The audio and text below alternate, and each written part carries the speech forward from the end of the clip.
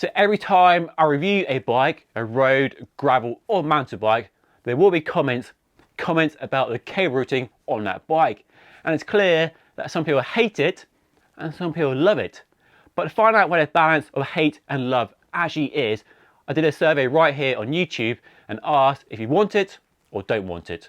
And the results, it's fair to say, are pretty conclusive and definitely more clear-cut than other votes in recent history. So in this video, I want to explore the pros and cons, and to be transparent, I have no real preference and I'm definitely not being paid by the manufacturers here. Two of my personal bikes, a Giant TCR and a Specialized Crux, both have external routing. So make of that what you will. Right, pros and cons, let's dive in and make sure, of course, you let me know how you feel about this topic by leaving a comment down below. Let's start with pro number one. And the biggest reason for internal routing is how clean and sleek it looks. And this is definitely the biggest benefit of internal versus external routing. You can have a bike that is entirely free of any visible wires, hoses or cables, and definitely makes the front of the bike look really unfussy. We've definitely come a long way since the old Shimano shifters with the cable sprouting out the sides. Hands up if you remember those bikes. And that's why people associate internal routing with being modern. And usually when you buy something, whether a car, a phone, a computer or a bike, you want it to be as modern as it gets, and definitely more modern than the one it's replacing. And we have seen the appearance of road bikes especially really transform over the last few years. There have been quite a few trends that have changed how bikes look, like disc brakes, drop rear stays, but it's the push towards aerodynamics with the shape of the frame profiles and the handlebars, and then the internalization of the cables, the brake hoses and any wires that have made a modern bike look so much more modern than an old bike.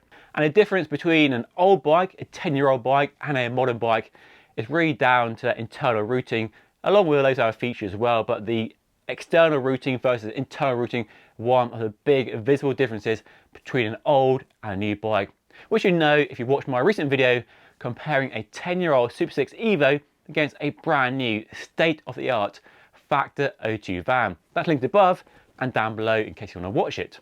And the other issue is that not all internal routing systems are the same. There are good ones and there are bad ones. And in the past, I've seen some really janky, bad implementations of internal routing. But it seems that over the last few years, manufacturers have figured out how to do internal routing really well and doing it more seamlessly than the systems we saw a few years ago.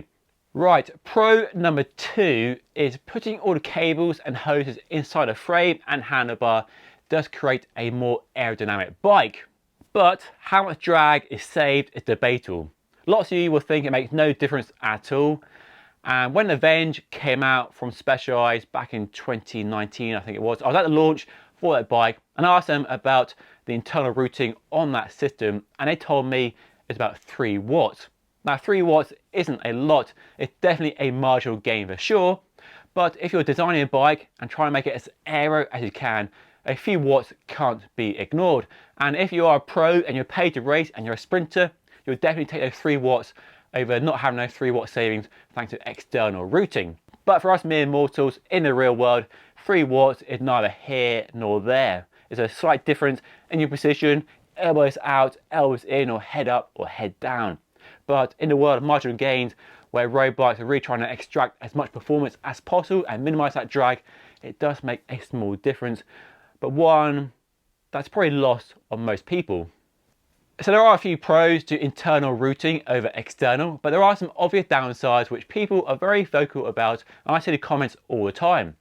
Now, the biggest one for me personally, and for lots of you watching, is a limitation on your ability to customize the fit of your bike. And it's a real issue with high-end bikes.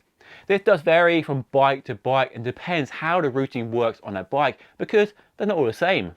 Some route the brake hoses underneath the stem, like BMC, which gives you more freedom to swap the stem for a longer or shorter one, and also the handlebar if it's a 2-piece setup. But on top-end bikes, we're seeing more one-piece carbon handlebars become popular, like the Tarmac SL8 for example, which really limits your fit adjustment. We might not have wires, whether Shimano or SRAM from the shifting, but we do have brake hoses which go through the handlebars, the stem and into the frame. And swapping the handlebar does involve removing all the brake hoses, and that is a messy, time-consuming job. And it is something you can do at home, but it's a bigger job if you just want to swap your stem for a longer one. So that lack of fit adjustment is definitely an issue. But from my experience, what I see out in the real world, it's clear that many people buying a bike don't change parts on that new bike as much as you might imagine. They ride it with whatever stem and handlebar it comes with.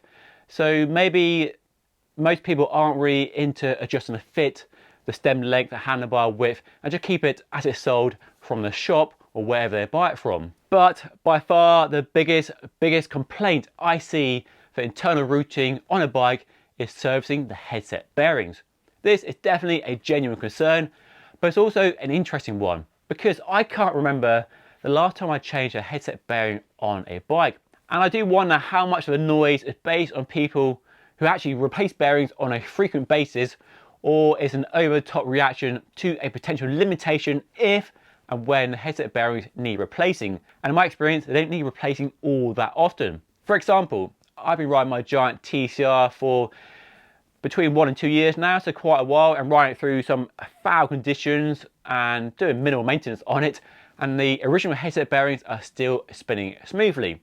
But I think if you are someone who likes the possibility and the option to easily strip down a bike and replace the headset bearings if and when they need replacing, internal routing does present an issue. It definitely makes it trickier to change the bearing because you have to disconnect the brake hoses. But I could be wrong here. I reckon for most people it's actually less of a problem, and possibly a controversial statement to make, I know. But your experience might differ to mine, so let me know how often you replace a headset bearing or the last time you replaced a headset bearing by leaving a comment down below. I'd love to know how often you actually do replace the bearings on your bike. There is one possible solution that can make the whole problem go away, and that's not going to external routing, but using a solid bearing like those from Ceramic Speed, the SLT ones. I've had a set on my Colnago C68 for over a year now, and they're still silky smooth. So maybe that is a solution to the problem, and more companies are using those bearings, so perhaps that's the way forward. Now, there is another issue I do have with internal routing, and that's some of the funny shaped stereo tubes being developed to allow space for the brake hoses to fit in that headset bearing and around the stereo tube. And we have had some high profile recalls and failures over the years, which is not very reassuring at all. And the last part of the bike I want compromised is a part of keeping the stem and handlebars attached to the bike. That's not something I want to fail at all. Now, Cannondale has a triangular shaped stereo tube, Giant a D-shaped one, and Factor have an odd shaped one too. But you can't beat a normal round stereo tube. But hopefully the last few years of development have seen manufacturers work to systems that do work and do offer long-term reliability. And thankfully, touch wood, I've not had any issues. And the issues have been limited to a few very limited recalls and problems here and there. So hopefully not a bigger long-term issue going forward.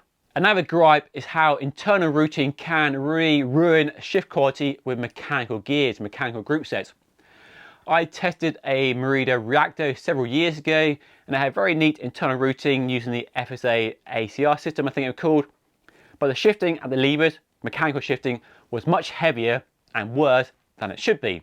Now, with electronic shifting, it's not an issue. Shimano have gone wireless with Di2 to get around that problem, and SRAM is of course wireless, so the only bits going from the hoods to the rest of the bike are the brake hoses, and brake hoses can go around any shape as long as the corner isn't too tight. But cables, whether gears or brakes, don't really like the tight corners and kinks and tight curves you get with internal routing, and in my experience on lower end bikes, it really impacts the shift quality.